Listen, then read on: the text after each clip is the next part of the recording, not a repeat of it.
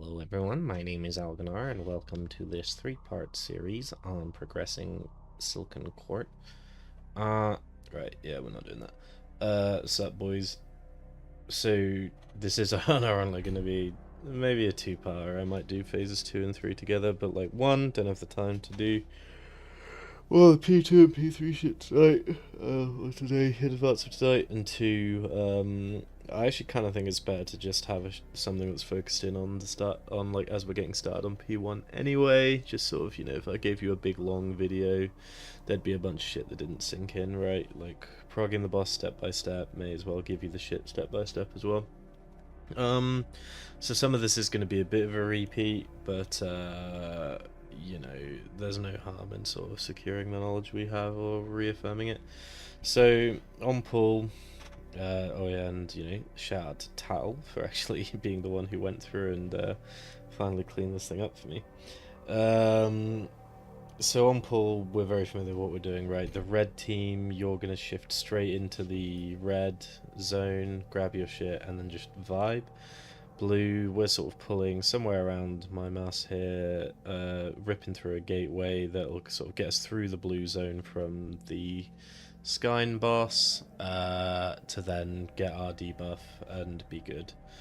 We then want to position, it was around a star mark on Monday, we want to position ourselves somewhere behind the boss so that we're baiting well, and we want to be kind of clumped together as a group. So that this frontal that we bait from the melee boss is reasonable, it's against the wall, and it's dodgeable for all of us to then come back through to the other side of the range boss. So like pausing there, right, there's a few things to sort of just reaffirm or explain, right?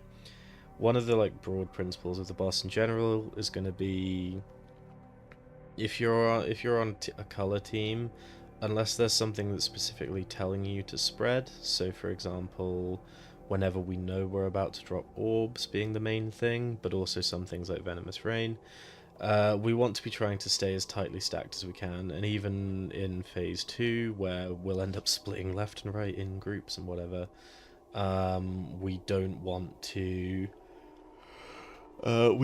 split up from the same coloured tiny groups that we have.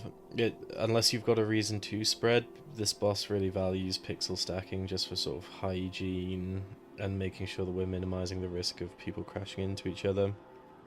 As we're all familiar with now, clashing into somebody with an opposite colour is going to just insta-kill you, which is bad. And the general fight is about managing the two colour teams' movements such that they can not only never really come into conflict, but also manage the various mechanics that are happening and be soaking each other's orbs, right? So, that's probably enough for there. So that's that first movement. We've seen it well. After this frontal comes through, the red team will shift towards the back of the room with Larry, Swift, and Panda, dumping your 3 web bombs out towards the back of the room. You've already kind of picked your spots for that. And the 3 assigned melee who we've sort of pair bonded you with are going to be getting linked up as those drop to join you. That is going to spawn orbs, which blue team will have to worry about, but that's all good, right? And you definitely want the web bombs out of the group so that we're not spawning any extra orbs or getting links we're not expecting and stuff like that. Meanwhile, the red team in general, you're just tightly clumped behind the boss. Blue, we're still vibing over here. Meanwhile, there are these mid teams. These have swapped from Monday. The idea I had on Monday was like we'd really like if these 3 guys could be in the red team for some of the stuff that comes later in the boss, but we can't. So we have now swapped the position that you were playing on Monday compared to today, hopefully, and going forward. Hopefully, that doesn't cause too much confusion. So what we need is 3 ranged from each team out in the middle. Why do we need this? Because there are going to be 3 other web bombs that aren't the people who are doing the trip, who are also going to be spawning them.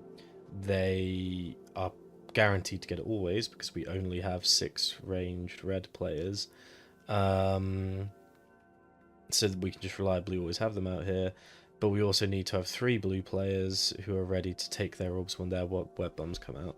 So when web bombs come, Memesini, Elba, and Daddy will be sort of lined up like this. Your web bombs will come down. You want to soak your own, like you do want to delete it, as you saw Harnum, Tattle, and Copper doing last week. And then just wait, right? The next mechanic is a Venomous Rain. Not very well visualized here. It's like somewhere in this thing, right? Now, Venomous Rain is an example of something that, if there's a broad thing that's like, if you take a mechanic, you spawn an orb, right? Then Venomous Rain is, you know, the sort of primo example of it. This hits everyone, and will spawn an orb of, you know, from everyone with a colour. So we need to be pre-spread, and while I'm there saying, like, we want to be vibing and somewhat tightly stacked around here, you want to pre-spread that mechanic, and anytime Venomous Rain is coming, just as you kind of do whenever you're going to drop an orb, so that when it comes to well, there's 2 reasons. One, you want to make sure nobody's double hit by Venomous Rain. If they are, the way to think about it is, you know, you spawn an orb for each instance of damage you take, so if 2 Venomous Rains are overlapping such that you 2 get hit by each other's, you're both going to spawn 2 orbs rather than 1. And in general, why we spread before we're going to soak orbs is to kind of avoid the same thing. It's to avoid, like, doubles. I don't know if there's, like, an easy thing in the Dratnos video to show you. I think he says that... Yeah, here you go. So here's an example of what a double looks like. Forgive my recommend. Here's an example of what a double looks like. It has 2 swords flying over it. You can kind of see it, you kind of can't. Which will be the best way to see it, because you cannot see when 2 orbs are sort of on top of each other. I think the problem with where you can't really see it is just because I've gotten slightly ahead, but yeah, whatever. There you go, that's better. You can't really see that there's 2 orbs there, right? Like, because you're focusing on it, you probably can, but in the heat of the moment and whatever, when we're just trying to desperately soak these before they go off, you're not going to be able to register that. The check for it will always be these little swords that are dangling over the orbs. But always and eternally, the best way to manage this mechanic is if you're somebody who can key up and say, I have an orb, or sorry, I've spawned a double. You know, there's a double on red is all that really needs to be said, because people can watch for it at that point. That'll save a lot of wipes and a lot of deaths. But we want to avoid that as much as possible, right? It's a very, very dangerous thing. To explain for anyone who isn't aware how the orb mechanic works in general, it has been changed now so that you can soak 4 orbs before you have the automatic goodbye from the weak aura and you're just dead forever and just auto-killed. But 3 is still challenging to deal with, or 3 stacks is still challenging to deal with in terms of staying alive, and doubles could very easily, because we're sort of expecting to now be able to soak 3, somebody might already have 2 and then run into one last orb thinking they can cover it and only find it's a double, right? So that risk kind of still exists materially anyway. So the other reason for spreading before Venomous Rain, and throughout the boss in general, whenever we know these orbs are coming, you'll see that in the intermission to come, is because we don't want to have these doubles, right? So anyway, the Venomous Rain comes down, we've all spread, all good. We're now going to be moving counterclockwise in the main heap, around the boss models, and I think people had a pretty good head for this by the time we were sort of done on Monday, but you really can't be lazy and pass through the boss or anything like that. A collision, you have quite an ungenerous area to sort of dodge collision points from other players. So just making sure we're counterclockwise around the boss model always will make sure that we can sort of get what we need to get done, I guess. Meanwhile, in the middle, we aren't sticking to counterclockwise, but I don't think it's the end of the world. Like, it's better to just stick with what we've got right now, which is you're both passing each other on the left. Again, it's going to be flipped from what you're used to on Monday, but you're just going to go left of the partner that you've been assigned always, and you guys seem to be getting that kind of consistently, so that shouldn't be too much of an issue. The only other things that are happening in this moment are ads are spawning, which are kind of me and SJ's job to bring in, and also bring in quickly. I'll have a lot more latitude to do that with the sort of orb soak pattern we've got, but once they're in, it's quite important, especially the blue team, that we have, you know, Chaos Novas, leg sweeps if Samuela can do that. Going out, pretty sure you can. Going out and CCing them, just keeping them with us, and them getting cleaved down quite aggressively because they are like low key one of the very common contributors of deaths in this phase and throughout the fight. And then finally, the final thing that's happening here is we're baiting a frontal, the blue team that is, because the melee boss hates us. So the blue team are going to be baiting another frontal, which will go somewhere in one of the directions here. We don't really care about that because we're actively dodging it as we move around anyway.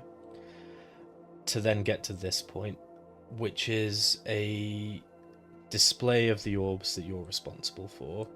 So what we found on Monday, which was not a surprise at all, is because people weren't assigned, especially in the blue team, we had a lot of orbs that were being soaked in melee immediately by people, and these far ones were quite tricky to deal with.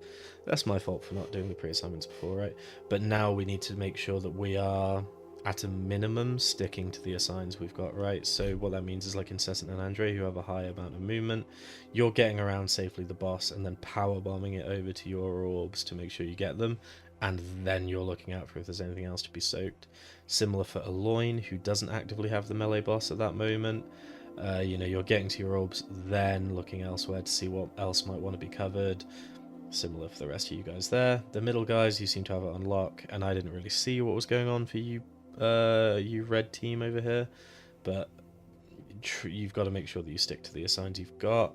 If there is an issue with web lines being broken, we can try and reorganize some of where you've been assigned here, but the issue we're going to have is well, no, sorry, a better way of putting it is, but this should be something that's possible to do as you're going through, right? So like as Dilsum is rotating, he can pick up his orbs back here and then just keep sticking with... Who the fuck have I got you with? You can keep sticking with Panda through to follow him, right? And you should be able to hold melee range while Panda gets his orbs. Similar for like Clouds and Larry. It's about kind of sweeping through your orbs and then you can reset to the positions you want. So I don't really envisage it's a problem, but do let me know.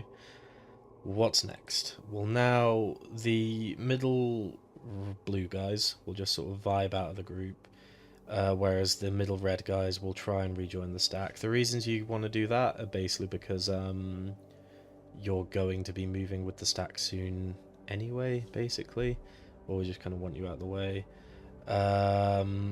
And as we practiced a lot on Monday, Clouds, Larry, Dilson, Panda, Leonhardt, Swift, you've got this rhythm of tripping up the boss with the web lines that you've already retained from getting linked up all the way back here to stop him in his tracks as he comes back over here. Otherwise, we're all just finishing the ads and sort of vibing as we sort of wait for that to go off. You know, this is all happening a lot quicker than the plan implies, right? So, like, we've just about finished orbs as this trip is happening. And you know, as we discussed on the day, I was wrong. We can then sit there and pound the boss a bit through his increased damage take before Skyn teleports, and this is a bit of a grim part of the plan for two reasons. One, there are two places that Skyn will teleport once that damage amp is done. She can either teleport to somewhere over here, or she can teleport to somewhere down here. Dratnos' guild was calling this the normal one, and this the cringe one, which I think we'll keep doing. And we need to manage the next set of mechanics so that we get back to Skyn and start cleaving her again. So, this plan will assume it's the normal positioning, but you can kind of see how...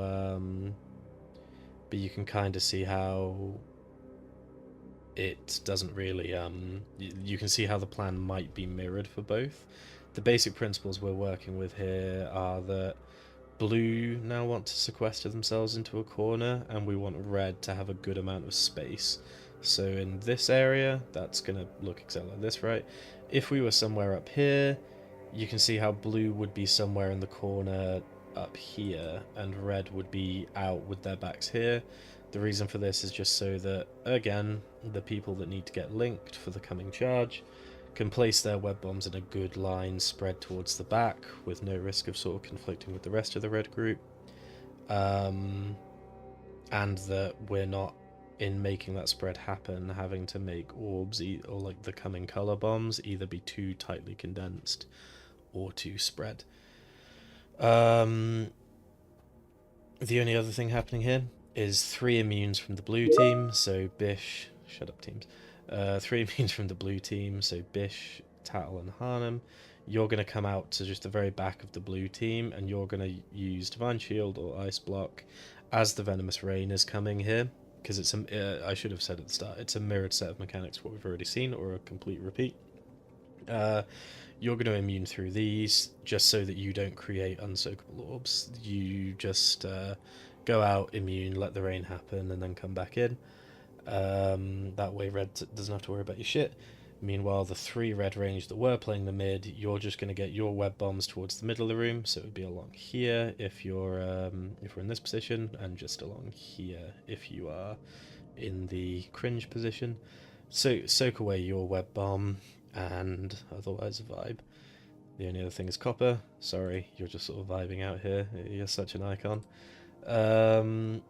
Then we're doing the swap again. It's always counterclockwise around the boss, so red team will have gone against the wall back around here, whereas red will have done a big sweep around, including our ranged players, to catch these orbs that have been dropped by blue ranged on the way, although our ranged guys should be good to cover those, and we're coming in to cover the orbs on this side, whereas the 3 blue ranged, you do have 1 orb from copper to worry about, but otherwise you're just getting the fuck out the way. So you've soaked your web bombs and you're moving out the way so that you don't fuck the path for Tal, Harnum and Copper. And otherwise you have no responsibilities, you're just sort of vibing. The only thing about these is these are quicker than the other ones, but we'll sort of encounter that when we play it tonight. Cool. And then finally we have a charge that we're familiar with again. The blue team are sort of huddled against the wall, but we're naturally going to be there anyway. We just might want to do a bit more of a shift further around, and we're just waiting to watch the boys pop off and get the soak. These blue ranged have come through, and they're just sort of with the blue team again, and the get the fuck out of the way the red team, or the red ranged before, means that they're already kind of positioned with the rest of the red team anyway. He will try the charge, he will fail, and we get a good spot to burn the boss a bit more with nothing really happening before we move on to the intermission. So intermission is going to feel really complex while we're learning it for a bit, and then will eventually become kind of rote. There's basically 4 different patterns, and what's meant by pattern is, you know, when she casts the web cone out again and again, there are 4 sequential sets of that she'll do, right, covering each of the rooms sequentially, and then let them, once they've all popped, she'll do the second pattern and the third and the fourth. Throughout this, we're managing web bombs while dodging these pizza slices as a team, and sorry, not web bombs, we're managing the color bombs while we're dodging these slices as a team. Some of the stuff here is good. We're gonna start towards our respective markers, so blue team will be somewhere with the blue marker slightly to our right. Red team will be sort of in the opposite with the red marker to their right, and then there'll be 2 sets of range. They're just sort of vibing out, and they're gonna find the intermission very, very boring probably. The only other thing is, it is very important that all the orbs drop in the slice. The basic way the other principle to understand of the intermission is that we're doing this set of movement so that we can either have a team safely collect orbs on the way to a safe spot at the end of the dodging reliably, or so that they are ending their sort of dodges in the place where they'll want to soak. But it's really important as we're playing this that when we know orbs are coming, we don't just stack in melee and melee brain it, but we do take steps back. We do try and follow a pattern similar to what we saw in Phase 1 with the sort of construction of how we want to be positioned before we soak, even if it means with a high melee comp sacking up time, so that the spread of bombs is good, so that we don't create doubles again. So it's in one slice, but then spread, basically.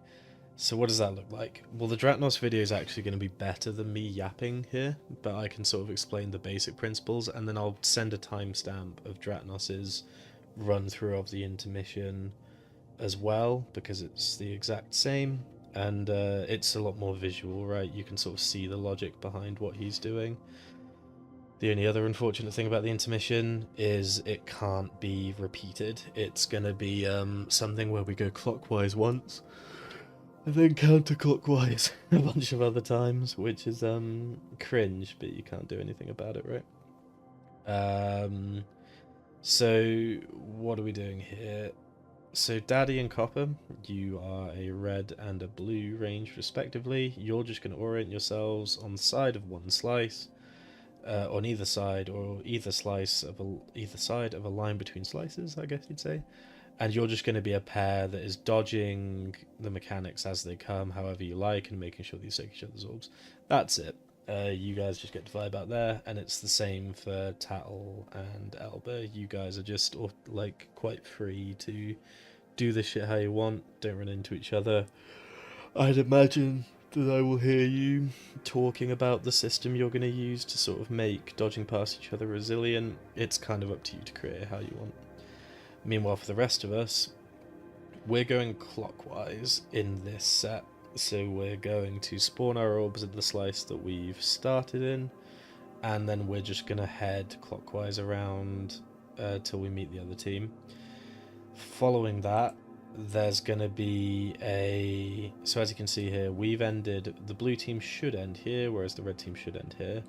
The second pattern, we're going to very quickly swing into the left zone as these orbs are spawning, so that we can drop orbs in the zone next to where we would start before we start counterclockwising back around to meet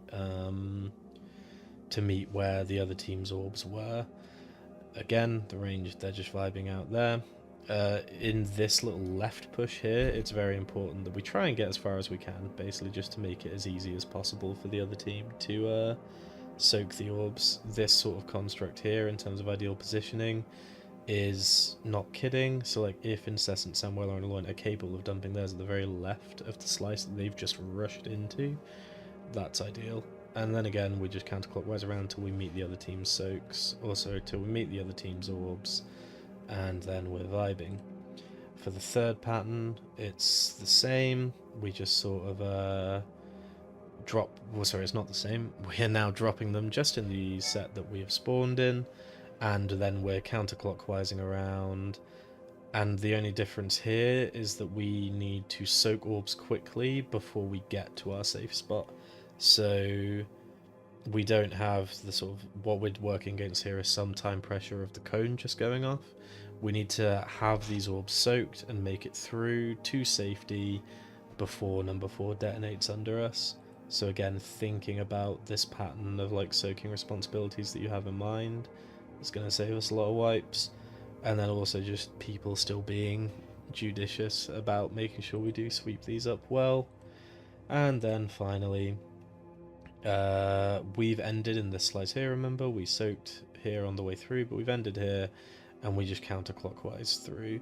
There is one of these sets that Dratnos talks about where there's a stop, where like we stop in a segment before we... and let it go off before we move through to soak the orbs. At initial guess, that's going to be set 2, but I don't know for sure. I think the idea would be that we sort of just wait in segment 2, let's say, and then wait for 3 to go off before we... But I don't remember exactly. Like, that's just something that I'll figure out before tonight, and we'll call it. Or like, we'll call it when it comes. You can see at least the general principles, right? And the ranged, again, you're just vibing out there, woo! But pay attention to the raid plan, because it is giving you notes about where you want to be standing so that you guys can do this reliably. And then finally, this was in the original plan, the RLE plan, and it is true of us tonight as well. If we get to P2 in any serious sense, it's going to be fucking chaos, because, yeah, I mean, I don't know. I know the general idea of the web grip shit, but, you know, whatever, I ain't got time. I've got to finish writing a thing. So, that'll do. This will be uploaded well before raid, so, you should have time to sort of look at it, but also to refer back to it as a resilient resource. So that should be good. Alright, I'll see you in 2 hours. Oh bother.